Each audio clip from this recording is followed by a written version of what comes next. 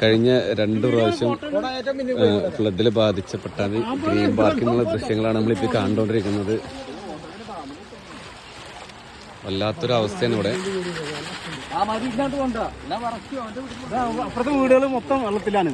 അതിപ്പോ ഞങ്ങൾ അത് രക്ഷിക്കാൻ വേണ്ടി അങ്ങോട്ട് പോകുന്നു. അവരുടെ സാധനങ്ങളൊക്കെ മാറ്റാം.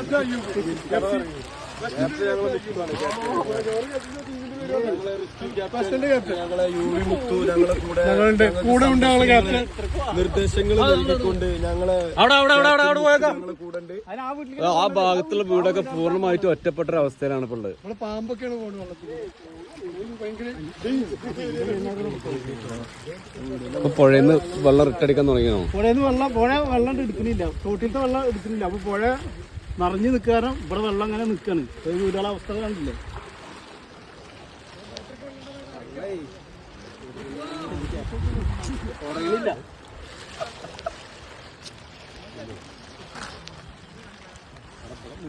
ഇതാണ് ഇപ്പൊ ഇവിടുത്തെ അവസ്ഥ കാണുന്നത് കേട്ടോ. വളരെ ശോചനീയാവസ്ഥയാണ്. ഏത് നിമിഷം വെള്ളം റിട്ടേൺ വരാം. റിട്ടേൺ വന്നു കഴിഞ്ഞാൽ ഈ ഏരിയ മൊത്തം വെള്ളത്തിലാവും.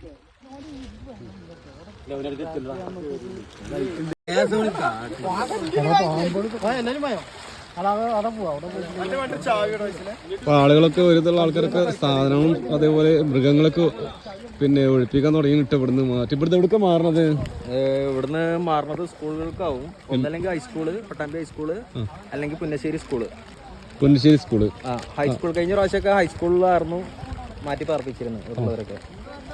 ഇപ്പൊ നമ്മളൊരു ആടിനെ കൊണ്ടുവന്ന ദൃശ്യം ഇപ്പൊ കണ്ടോണ്ടിരിക്കുന്നുണ്ടോ? ഒരാള്, 2 ആൾക്കാരുണ്ട്. വേറെ ആള് ആടിനെ മാറ്റി പാർപ്പിച്ചിരിക്കുന്നത്.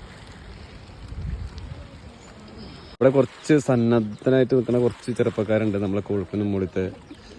ഞങ്ങള് മറ്റേ വെസ്റ്റേൺ ആർട്സ് ആൻഡ് സ്പോർട്സ് ക്ലബിന്റെ നേതൃത്വത്തിൽ രക്ഷാപ്രവർത്തനത്തിന് വേണ്ടിയിട്ട് വന്നിട്ടുള്ള യുവാക്കളാണ്. ഗ്രീൻ പാർക്കിൽ വെള്ളം നിറഞ്ഞിട്ട് അനവധി വീടുകളിൽ വെള്ളം കയറുന്ന സിറ്റുവേഷൻ കഴിഞ്ഞ പ്രാവശ്യം ഉണ്ടായിരുന്നു അല്ലേ? കഴിഞ്ഞ തവണ ഉണ്ടായിട്ടുണ്ട്. അതിന് മുൻകരുതല് ഞങ്ങള് എല്ലാ വീടുകളിലും കയറിയിട്ട് സാധനങ്ങളായാലും നാൽക്കാലികളായാലും എല്ലാത്തിനെയും രക്ഷപ്പെടുത്തുന്നതിന്റെ ഭാഗമായിട്ട് ഞങ്ങൾ രക്ഷാപ്രവർത്തനത്തിന് ഇറങ്ങിയിരിക്കുകയാണ്.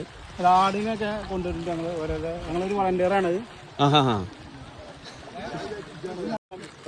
എന്താ പേര്?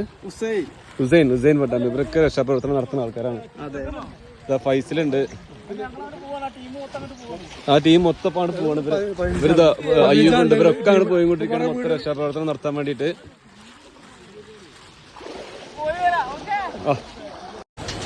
പട്ടാമ്പി ടൗണിൽ നിന്നുള്ള ദൃശ്യങ്ങളാട്ടെ നോക്കിയാൽ കാണുന്നത്. പട്ടാമ്പി റെയിൽവേ കമാൻഡത്തിന് നേരെ ഫ്രണ്ടിൽ കൂടെയാണ് നമ്മൾ കിഴാര് നമ്പറും ഭാഗത്തുള്ള റോഡ് പോകുന്നത്. ആ വഴി പൂർണ്ണമായിട്ട് ബ്ലോക്കായി കിടക്കുകയാണ്. കാരണം എത്രയോ വീടുകളുണ്ട് അപ്പുറത്ത്.